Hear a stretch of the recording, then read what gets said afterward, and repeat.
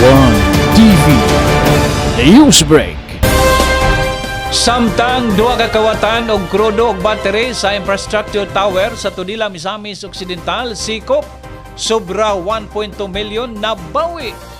Sikop sa kapulisan ang duha ka suspitsado human masakpang aktual nga nangawat og mga kagamitan og krudo sa usa ka digital infrastructure tower sa Barangay Basirang sayo sa buntag Huwebes, Agosto 6.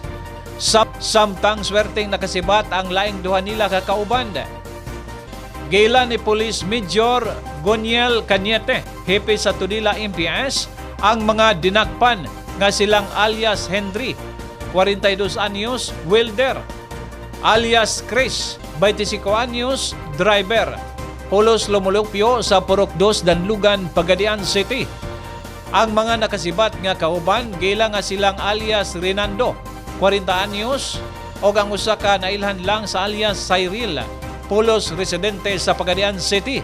Alas 3:32 sa kadlawon, nakamatikod ang security guard sa usa ka kadudahang puti nga Toyota Hilux, plate number GBK 3054, nga nakapark dool sa Unity Digital Infrastructure Tower.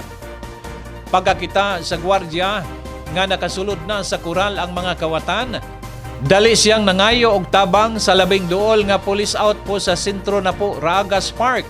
Dali nga responde silang Police Corporal Kevin Clean P. Atos o Patrolman Gistoni O. Magante. Nabtan ang mga suspitsado nga nagkarga na sa mga kinawat sa sakyanan. Nadakpan ang duha, samtang nakasibat ang laing duha paingon sa ngit-ngit nga dapit. Sobra 1.2 milyon nga kagamitan ang nabawi.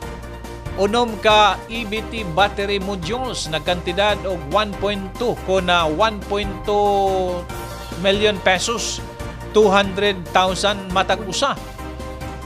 120 ka litro nga crudo diesel, nagkantidad og 10,800 pesos. Bolt cutter gigamit pagguba sa kural, plastic nga hose og mga sudlanan. Sumala sa rehistro sa sakyanan nga na-recover ang Toyota Hilux nakapangalan kang alias Jeric nga taga Sambuanga, Sibugay. Kasamtangang nagtingkagol na sa Tudela Municipal Police Station ang mga dinakpan alang sa saktong disposisyon.